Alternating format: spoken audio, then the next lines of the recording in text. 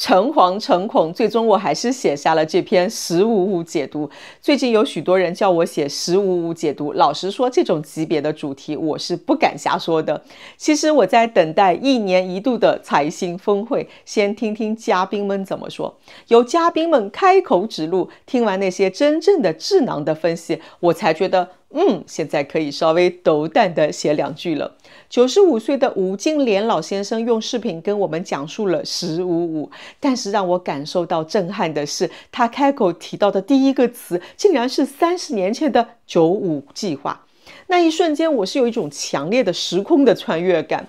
為什麼在這個展望2026年未來的時刻，這位中國經濟泰斗要帶我們回望1996呢？吳老的聲音雖然蒼老，但是邏輯卻是像一把手術刀那樣的精準。他提到了，如果回溯既往，可以說我們現在整個社會經濟的發展是處在95計劃的規定的2個轉變的延長線上。在現場聽到這句話，我是有一種被當頭點醒的感覺。這些年我們是繞來繞去，其實都繞不開那2個並沒有走完的轉變。今天雖然有新的詞彙來定義了，比如高質量發展、新質生產力，但是剝開層層的外衣，其核心的命題和30年前的95確實是差不多的。那是2個還沒有做完的根本轉變。第一是從粗放跑量轉向集約體制，第二是從計劃聽令轉向市場指揮。聽到這裡，你是不是和我一樣脊背發涼，又恍然大悟呢？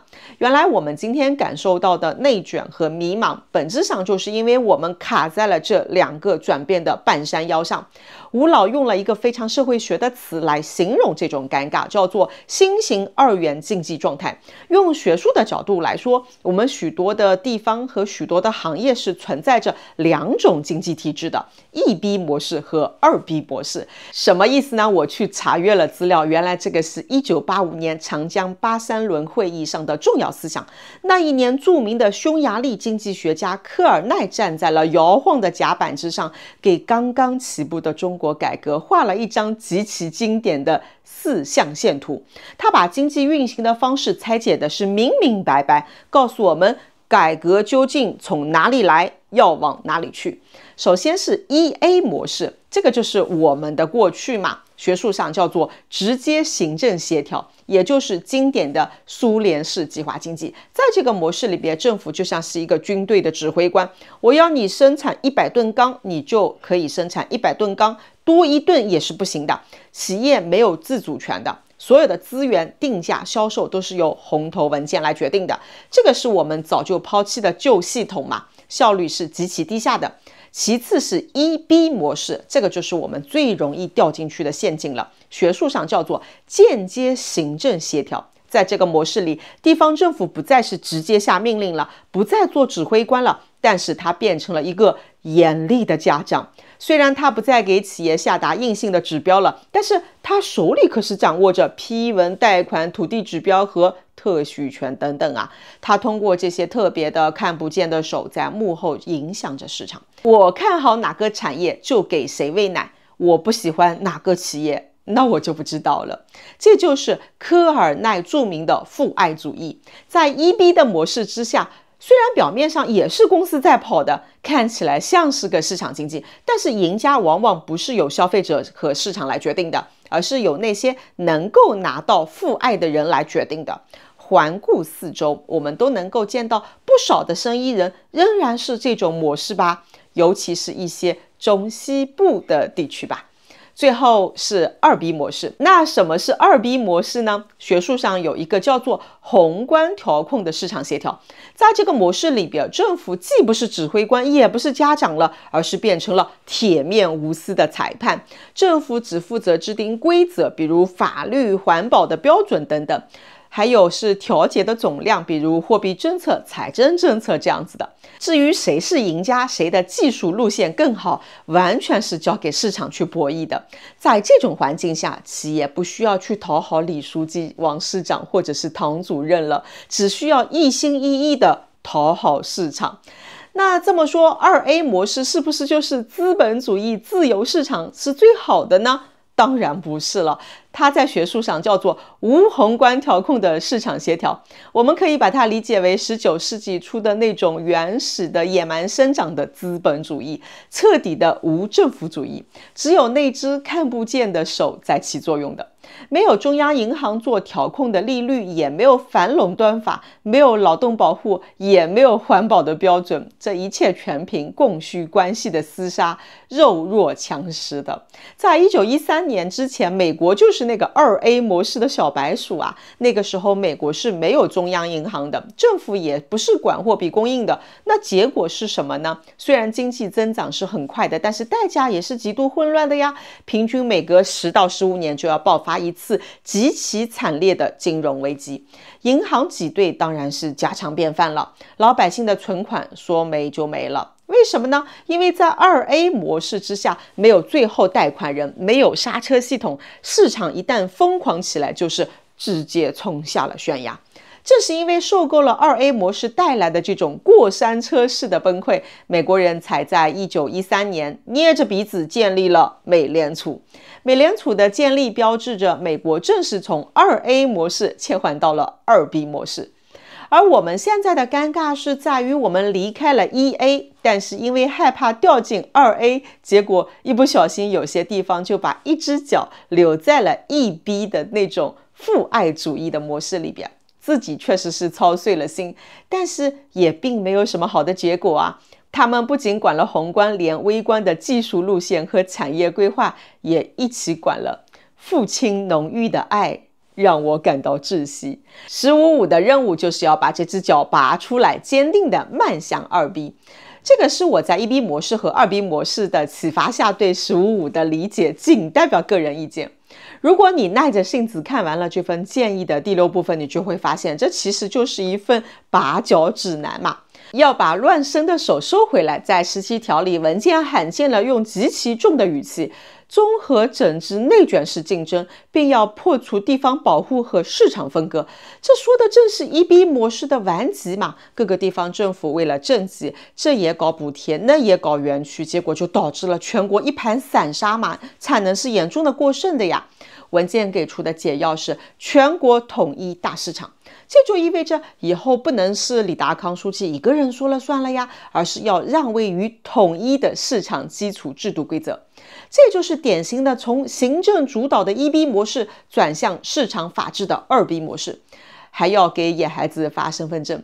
在第18條裡有一句千金重諾，落實民營經濟促進法。以前民營企業在1B 模式下總覺得自己是不太自信的，去各個部門貸款或者是拼文總是很不容易的嘛，進不去的門檻，還要看父親的臉色。現在國家要用法律而不是政策來保障公平了。這裡有一個非常重要的地方，我們是要清晰的區分的。政策是父親的恩賜，法律是裁判的規則。要把資源從行政倉庫搬到市場貨架之上。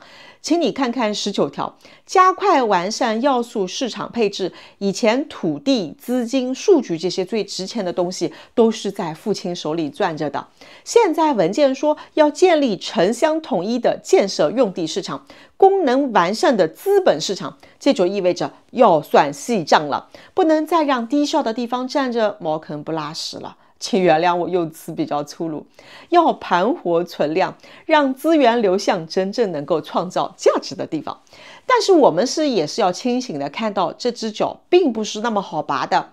在文件的第4部分，特別是第11條，依舊提到了新型舉國體制。當然，這並不矛盾。在涉及國家生死和卡脖子的領域，我們可能是要保留一些1B 的集中力量辦大事的精神的。但是除此之外，90%的廣闊天地裡邊，在消費、在服務、在民生、在那些千行百業的創新之中，如果不徹底轉向2B，那不徹底讓市場說了算，我們將無法承擔舉國體制的高昂成本啊。峰會的現場還有其他幾位嘉賓的發言，也為我這篇文章做了一個很重要的啟發。如果說吳敬璉老先生為我們理清了歷史的脈絡，那麼接下來2位嘉賓則為我們擺出了現實的賬本。在現場，一位來自美國加州大學的教授拋出了一張讓我倒吸一口涼氣的圖。他首先承認了中國的成就，我們在硬科技和經濟安全上已經取得了驚人的勝利，甚至是逼退了大洋彼岸的極限施壓。但是緊接着話鋒一轉，問了一個極其反常識的問題：成功是否意味着照舊就是最好的策略呢？他的回答只有2個字：未必。為什麼呢？因為他算出了一筆我們平時不敢算的隱形賬單。為了那場安全的勝利，我們付出了極大的代價。工業部門投資過度，產能過剩，居民預期低迷。簡單來說，我們把所有的錢都拿去造了機器，卻忘了給操作機器的人留點錢了。他給出的藥方是簡單又粗暴，卻是驚心動魄的。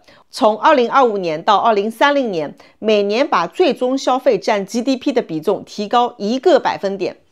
現場有人說1%有什麼區別啊？我覺得不要小看這1%哦，這不僅僅是一個統計數據的調整，這是一場驚心動魄的宏觀資產負債表大置換呢。什麼叫做置換呢？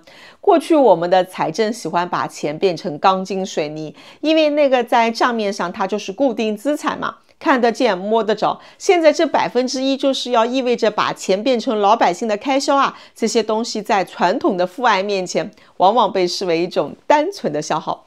但是這位嘉賓卻是捅破了一層窗戶紙了，這筆錢只能從那些低效的基建過剩的工廠那邊去搶過來嘛，放進老百姓的口袋裡。我的理解就是這是一次發展邏輯的大還俗。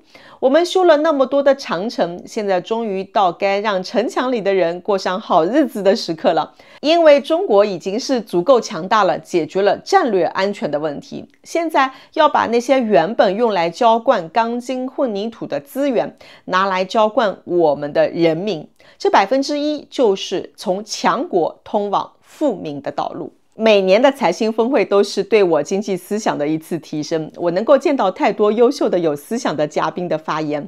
講完了2個嘉賓對我理解15.5的啟發，再分享另外一個。如果說前一位嘉賓像一個冷酷的會計師在算國家的大賬，那麼來自國務院發展研究中心的這個智囊更像是一位深沉的建築師。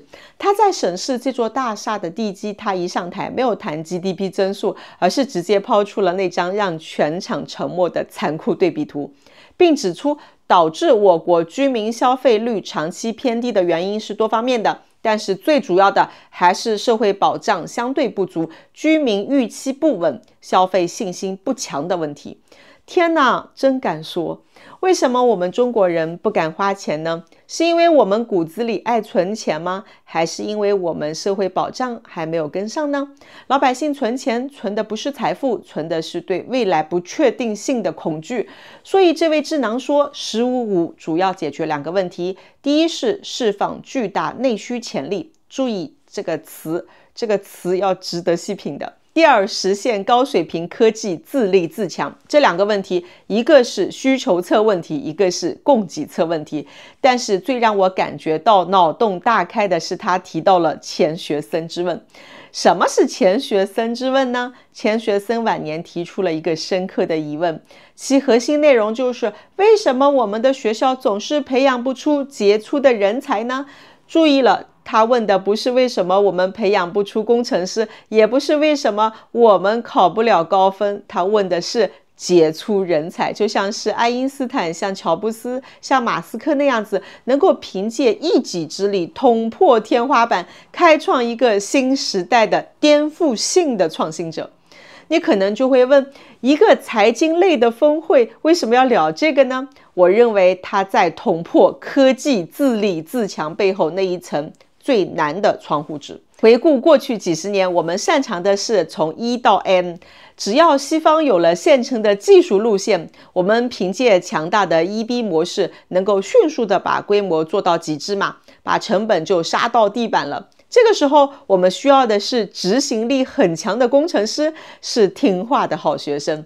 但是15.5它是不一樣的，我們很多的科技領域已經進入到了無人區了。這個時候，我們需要的是從0到1，這種創新沒有辦法抄作業的，沒有辦法搞規劃的，它需要的是離經叛道的想象力，是敢於挑戰權威的勇氣。我認為學校更應該接納叛逆的聰明孩子吧，尤其是小學校長應該是好好的去學習一下15-5規劃。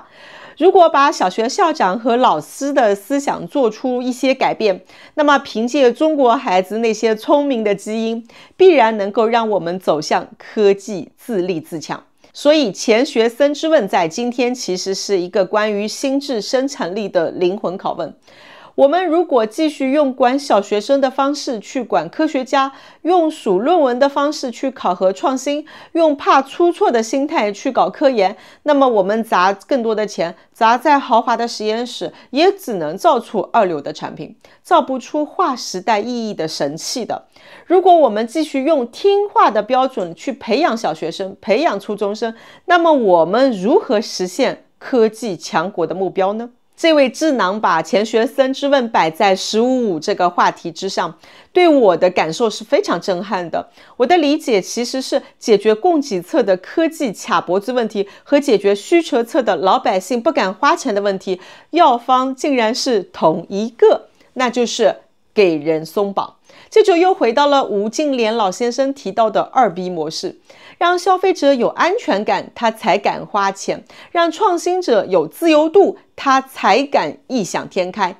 原來經濟學的最高級不是數學，而是心理學。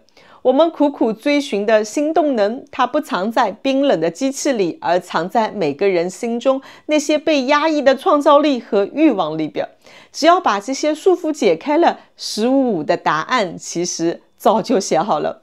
我提到這麼多次的財星峰會，很多人就很好奇，什麼是財星峰會啊？讓 AR 來告訴你吧。DeepSeek 說，它是中國經濟和金融領域以其權威性和前瞻性而備受矚目的。阿里的千問說，它是中國具有廣泛影響力的年度財經盛會之一。騰訊的元寶說，財星峰會是中國最具影響力和前瞻性的高端經濟和金融論壇之一。字節的豆包也說，它是中國經濟領域最具權威性和前瞻性的年度盛會之一。好了，我的分享就到這裡了。本文的內容是基於我在財星峰會現場的學習筆記的整理而成的。文中引用嘉賓的發言，是因為我是感受到他們思想的啟發了。但是必須聲明的是，所有的延伸解讀都是我的一家之言。這些解讀並不代表嘉賓本人的立場，也不代表任何官方機構的意見。若是文中有理解偏差或者是不當之處，責任完全是由作者本人來承擔，與各位受訪的嘉賓以及會議的主辦方是無關的。在此向貢獻了精彩思想的智囊們以及是主辦方致以最深的敬意，謝謝你們。